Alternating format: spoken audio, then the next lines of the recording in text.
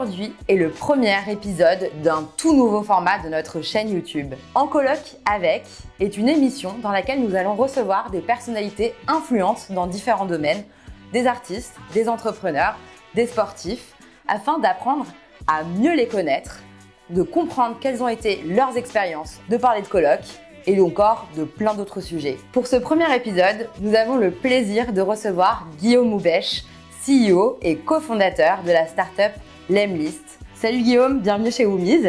Salut Lorraine, trop content d'être ici.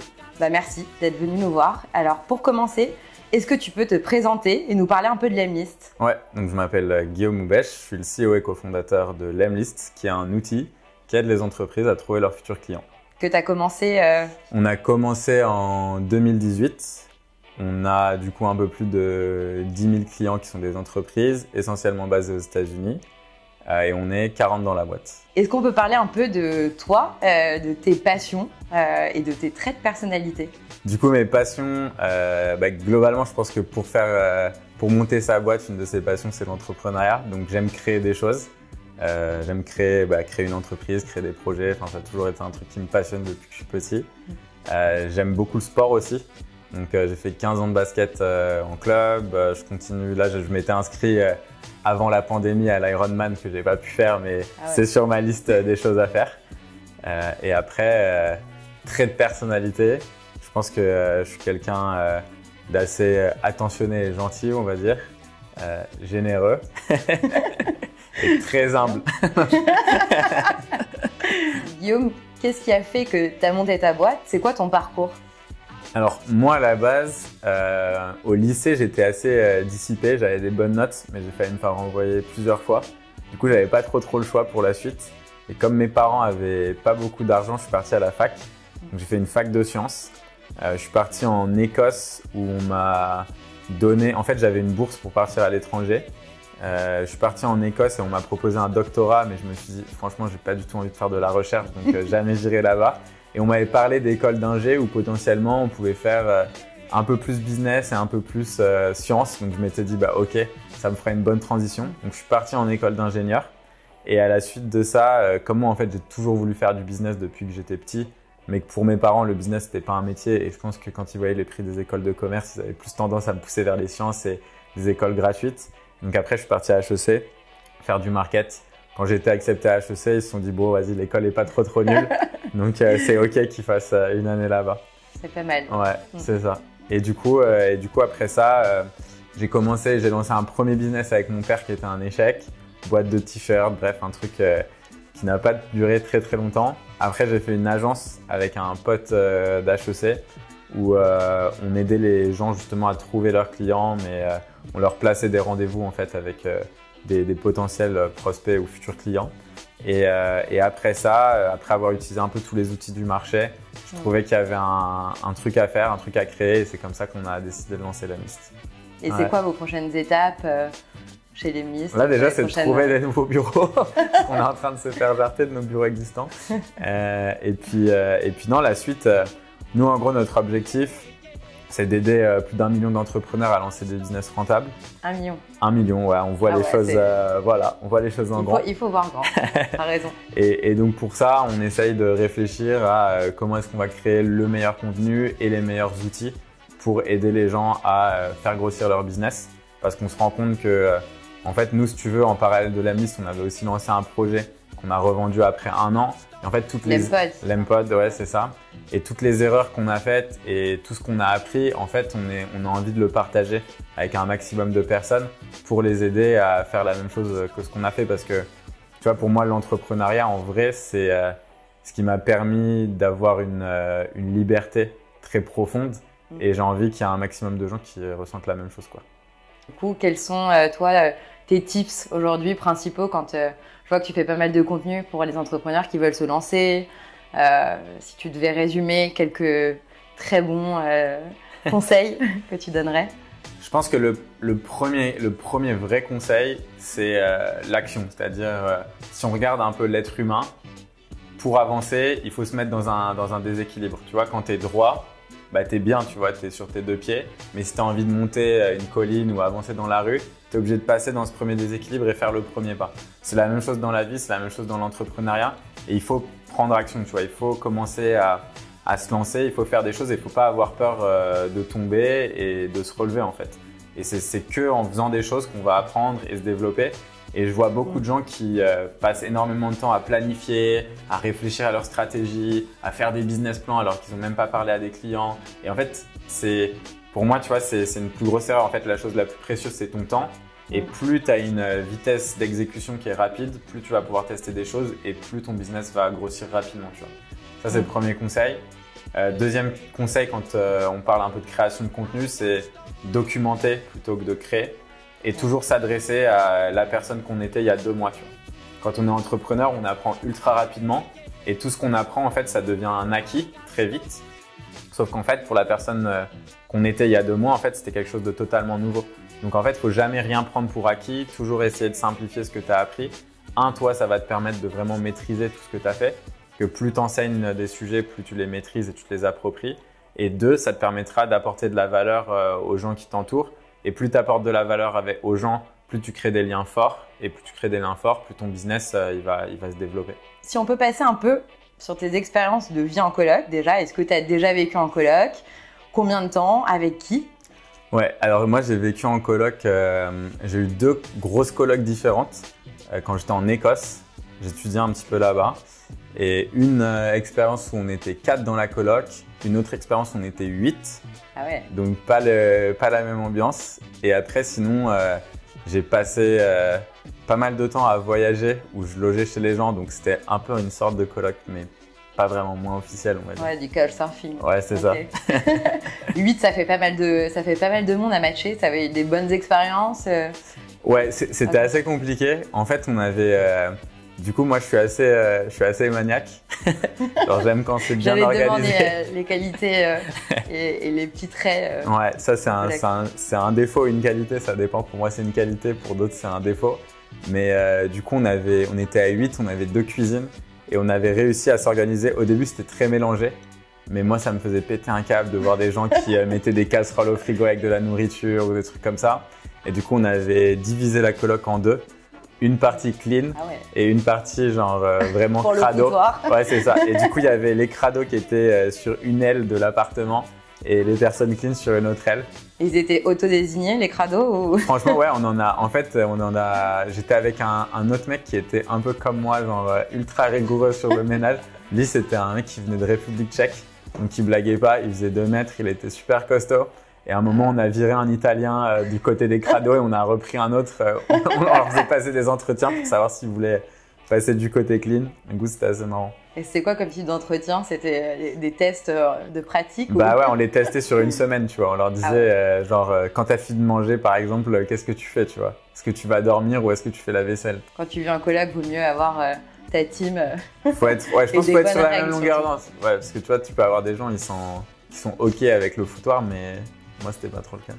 J'arrivais dans une ville où je connaissais personne pour faire mes études et je me suis dit, si j'ai envie de rencontrer des gens, je pense que la coloc, ça sera trop cool. Et comme je connaissais personne, bah, on avait des colocs un peu étudiantes qui se mettaient en place assez facilement. Et du coup, c'est un petit peu comme ça que ça s'est mis en place. Ouais. Et via des réseaux sociaux, des plateformes, comment tu avais trouvé tes colocs? Non, là, c'était géré par l'université. Du coup, ça, c'était assez cool. Mais c'était de façon aléatoire, quoi. Donc, tu savais pas avec qui t'allais être. Et c'était pas mixte. Donc, tu les connaissais pas? Non, je connaissais personne, ouais. Et alors, au final, plutôt bonne expérience globale? Au global, ouais, moi, j'ai surkiffé. Parce que, tu vois, tu as toujours ce côté où tu rentres, il y a forcément quelqu'un. Les fois où tu n'as pas trop la motive de sortir, bah, tu as quelqu'un qui va un peu te booster. Et du coup, tu as toujours des choses à faire. C'était sympa.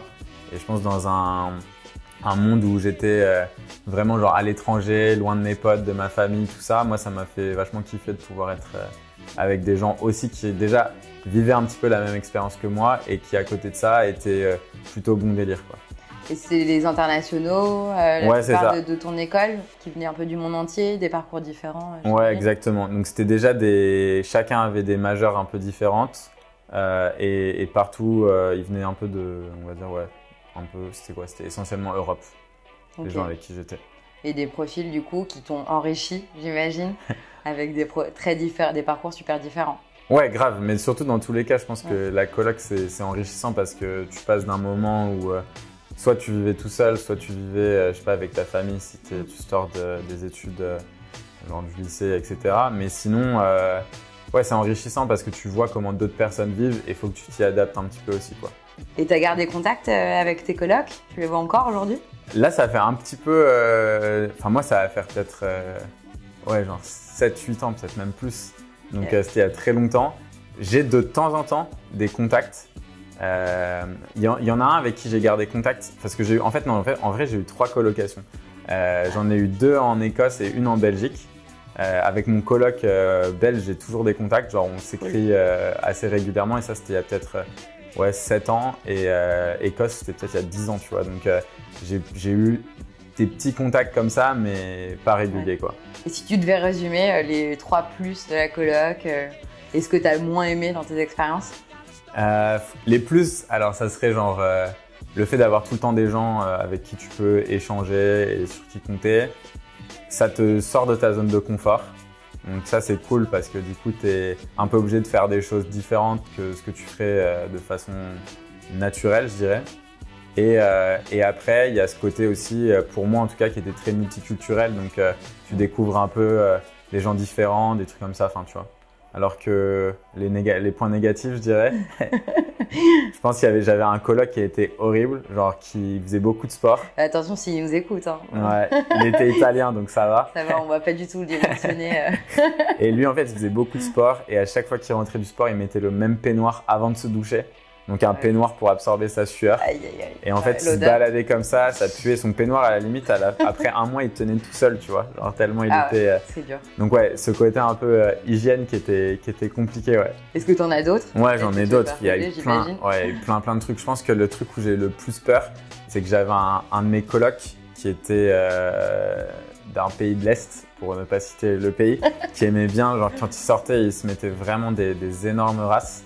Et il y a un soir où il est rentré, et en fait, il est rentré dans ma chambre en pensant que c'était les chiottes, et il a ouvert la porte de mon armoire, et il a commencé à pisser, tu vois. Et j'ai dû le sortir de là, et c'était vraiment horrible. Violent. Parce que toi, déjà, t'es en pleine nuit, tu comprends pas ce qui se passe, et tu vois un gars qui est nu dans ta chambre, tu sais pas pourquoi, et tu comprends qu'il est parti pour pisser, tu vois. Et donc ça, c'était… j'avoue, c'est un autre level d'anecdote. Ouais, franchement, ça, c'était rude. J'étais pas ultra content ce soir-là. Mais sinon, c'est sympa la coloc. Mais sinon, c'est sympa. À part ça, c'est très cool. Ouais, tout dépend des gens avec qui… Mais bon, ça fait des souvenirs. Hein. Après, ça fait des super souvenirs. Non, franchement, il n'y a pas de… à refaire. Moi, je le referais direct. Ouais, pas cette anecdote. Pas ça, non, peut-être pas ça. Il y avait des moments plus positifs, ouais.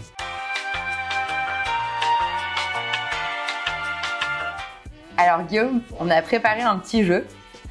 Maintenant, le but, c'est que tu devines parmi ces 10 personnalités qui a vécu en coloc avec qui. Je vais mettre Ryan Gosling et Emma Stone ensemble. Juste parce qu'ils étaient ensemble dans La La Land. Non, c'est ça? Ouais, mauvaise réponse, mais… Mauvaise réponse. J'annonce Kian Kojandi et Baptiste Le Caplin. Je sais même pas qui c'est. Le Caplin. Ouais. Donc on en a un. Alors du coup, on en a un. Ok. Ensuite, je vais annoncer les 2 beaux gosses, Ryan Gosling et Bradley Cooper. La mauvaise réponse. Oh putain, j'en étais sûr. Ok, donc je les laisse où on essaie. Ça aurait été pas mal, hein. Ouais, mais en vrai, je pense que je me suis trompé. Je pense que j'aurais dû mettre Bradley avec Emma et Ryan avec Justin. C'était eux les 2 vrais beaux gosses. Très fort, exactement. C'était ça? Ouais. Ensuite, je vais mettre Karine Le Marchand avec Stéphane Les Appartements. Ouais, bien joué. Il lui a trouvé une coloc. En passant par Woomies, j'ai entendu. Ouais. Et après… Ils ont un profil. Ouais. Jonathan Cohen et Kian encore. Franchement, lui, c'est le roi de la coloc. Lui, il faut l'avoir sur l'émission, quoi. Mais bien joué, mais ouais, c'est prévu. On va l'inviter. Quand il aura vu que tu as choisi les 2 colocs avec brio, c'est sûr qu'il va venir maintenant. Par contre, il faut lui demander pourquoi il s'est fait virer de sa coloc avec Baptiste. Ouais, c'est une vraie question. Je sais pas, moi je suis moins people que toi Moi, visiblement. Ah ouais, moi je suis au taquet là.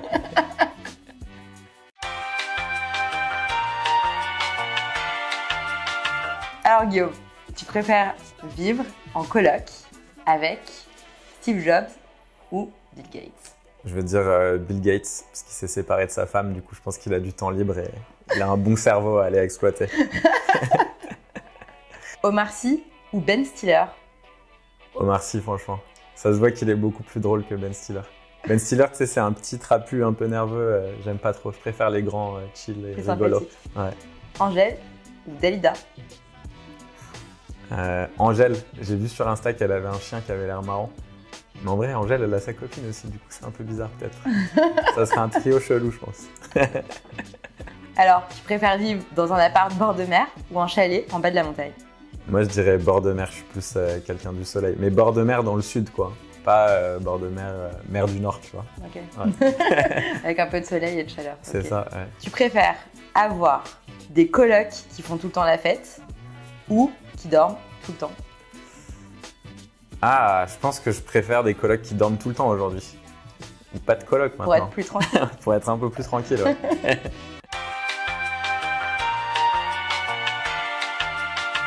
Alors Guillaume, pour terminer, j'aimerais que tu me partages 3 anecdotes sur toi, sur tes expériences.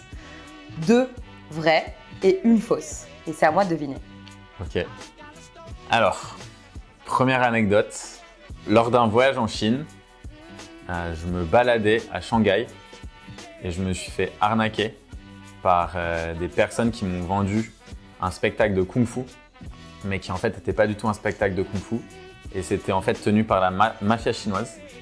Et derrière ça, j'ai réussi à re-arnaquer la mafia et gagner de l'argent sur une arnaque qu'on m'avait faite. Ça, c'est la première anecdote.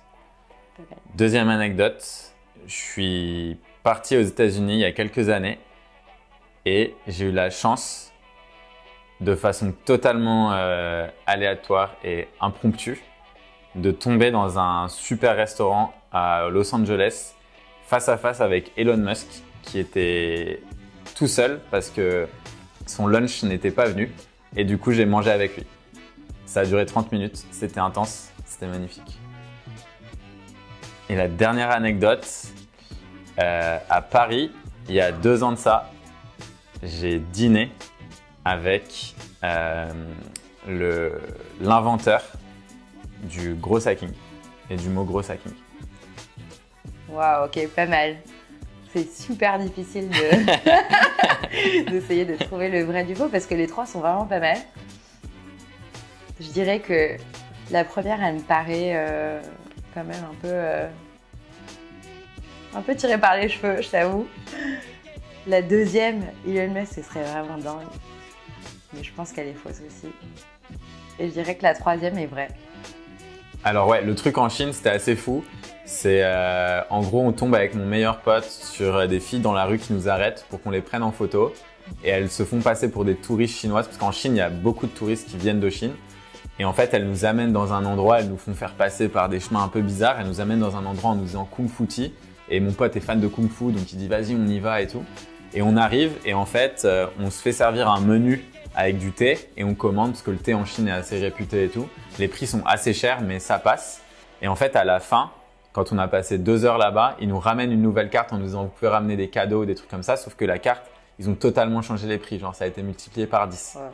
Et donc, du coup, on est là, on ne sait pas trop quoi faire. En plus, on n'avait pas d'argent parce qu'on voyageait, ou très peu d'argent. On voyageait pendant 1 an en essayant de dormir chez les locaux gratuitement en utilisant les réseaux sociaux, du coup. Et en fait, le truc, c'est que mon pote n'a pas de liquide sur lui. Moi, j'ai quasiment rien. Donc, en fait, on se fait escroquer 80 € pour du thé, tu vois. Et donc là, on est dégoûté, on part, on se demande ce qui s'est passé et tout. Et là, on regarde, mon pote ouvre le guide du routard et il voit le truc qui vient de nous arriver, mais détaillé dans les scams, tu vois. Et là, tu te sens encore plus con parce que tu te dis, vas-y, si t'avais lu le truc, tu sais qu'il fallait pas tomber dedans et tout. La base. La base. Et moi, je me dis, c'était le début, ça faisait 2 semaines qu'on avait commencé à voyager sur un voyage d'1 an. Et je me dis, on peut pas se faire, tu vois, genre le premier jour où on arrive, enfin les 2 premières semaines, c'est pas possible, tu vois. Donc, je commence à regarder un peu partout sur Internet comment faire pour retourner le truc. Le lendemain, on décide de retourner au même endroit. On retrouve l'endroit Et quand on a retrouvé l'endroit, on a dit vas-y, on va faire venir les flics. Là, on appelle les flics. Au final, on se retrouve avec un gros mec qui nous dit genre venez, attendez à l'intérieur. En fait, le gars nous dit en chinois va chercher un thé et on comprend pas. Du coup, il nous montre un thermos. Mon pote pense qu'il veut boire dans ce thermos. Du coup, il attrape le thermos, il boit. Le mec lui dit vas-y, attends dehors, tu te dégages et tout. On a un vieux policier tout minuscule qui arrive alors qu'on se pensait avoir le gros qui allait nous aider, tu vois. On va avec le mec et en fait, on a vachement joué sur le truc de… en Chine, tu sais, il y a vachement l'honneur de leur pays et tout. Et nous, on a dit en gros, l'argent, c'est pas un problème. Mais ce qui est un problème, c'est on pensait venir en Chine, être bien accueillis, tout ça, tout ça. Et le policier, il a pété un câble. Et quand il a demandé combien est-ce qu'il vous avait pris d'argent, en gros, on a dit qu'on avait dépensé 200 € au lieu de 80. Et du coup, le mec nous a donné 160. Parce que moi, je me suis dit, franchement, on a perdu du temps, ils vont payer, tu vois. Très fort. Et donc, on a récupéré plus d'argent. Voilà, ça, c'était le premier truc. Pas mal comme anecdote, franchement, bravo. Ouais, on était contents et surtout, ça te met dans un bon mood après pour continuer de voyager, quoi. Et du coup, la dernière? Et la dernière, Sean Ellis, qui était venu en France, inventeur du gros hacking, qui a monté des boîtes à des centaines de millions, etc. Et en fait, je sais pas, genre, j'ai eu la chance de, par un contact, de me faire inviter à un dîner avec lui. Et du coup, ultra décevant. Ah ouais? Ouais. Et en fait, j'ai remarqué qu'il faut pas rencontrer les gens que tu trouves stylés parce que t'es toujours déçu. C'est le côté idole qui ouais, avec… c'est clair. Ouais, en fait, il était juste… on a parlé de Newport Beach, qui était une série… je sais pas si tu te rappelles. Voilà, et j'étais là. C'était le seul truc où je le trouvais pertinent, donc je me suis dit, vas-y, on va parler de ça. C'était cool, le reste, c'était… Ouais, décevant. Ouais, bon. C'était décevant. Alors Guillaume, on va te trouver de nouveaux colocs. Yes. Et pour ça, tu vas devoir remplir et renseigner tes informations sur l'application Woomies. On est parti? Let's go. Donc là, je vais choisir mes hashtags. Donc j'ai pris basket, sport addict aussi. Je vais mettre marketing. Je vais mettre théâtre et resto. Chef cuisinier, j'aimerais bien, mais non. Je vais mettre gourmand, si je peux me trouver une petite coloc avec un chef. Mais c'est ça l'humilité, c'est… Je ne veux pas expliquer. Ah, lifestyle, là direct, on va mettre maniaque. Même si j'aime pas m'appeler maniaque, mais bon. Ça peut être vécu positivement pour les gens qui… C'est ça. Aventurier, je vais mettre. Monsieur propre, ouais, c'est comme ça qu'on m'appelait, c'est vrai. Putain, il y a vraiment des hashtags qui sont très pertinents pour moi. Produit canap, non, mais il est marrant, je l'aime bien. Il y a vraiment permis de conduire. C'est le coloc, ça va être la victime qui va chercher à Ikea, tu sais, tous les trucs. Et après, dans les personnalités, je vais mettre ambitieux, petit blagueur, allez, grand cœur et humble, si on peut le rajouter à côté. Et je vais mettre sociable aussi. J'ai pas mal de hashtags là. Moi, vas-y, je suis bien là avec mes hashtags. Wouhou! Tu peux aller matcher avec des gens, tu peux voir. Ah, vas-y, match. Ouais. C'est bien ça. Ah, lui aussi, il est maniaque et monsieur propre. C'est vraiment cool comme application. La collègue des maniaco-dépressifs. Ouais, qui a déplacé ma brosse à dents? Je mets 5 étoiles. Envoyé. C'est bon, normalement, je vous ai tu retrouveras peut-être Karine Le Marchand et Stéphane Plaza dans Allez, tes matchs. Je les attends. Bon, merci beaucoup, Guillaume. On a appris plein de choses et plein d'anecdotes hyper sympas sur toi. Merci beaucoup d'être venu. Pour terminer, est-ce que tu peux nous mettre un petit autographe avec plaisir. Un petit mot sur le livre d'or de nos invités? Avec grand plaisir. Merci beaucoup, Guillaume. Je crois qu'on a appris pas mal de choses sur toi. Tes anecdotes étaient super cool. Merci d'être venu, d'avoir partagé tout ça avec nous. Et merci, je pense que pour tous les Woomers qui voudront en savoir un peu plus sur Guillaume et peut-être lui parler même, je sais pas, rendez-vous sur l'application Woomies maintenant que tu as défini ton profil. C'est ça, donc j'attends tous les maniaques et sportifs. Merci d'avoir regardé ce premier épisode d'En Coloc avec Guillaume Moubèche. On se retrouve sur les réseaux sociaux. Merci de liker la vidéo, de le retrouver sur Instagram, sur LinkedIn, sur TikTok et sur YouTube évidemment. À bientôt pour le prochain épisode.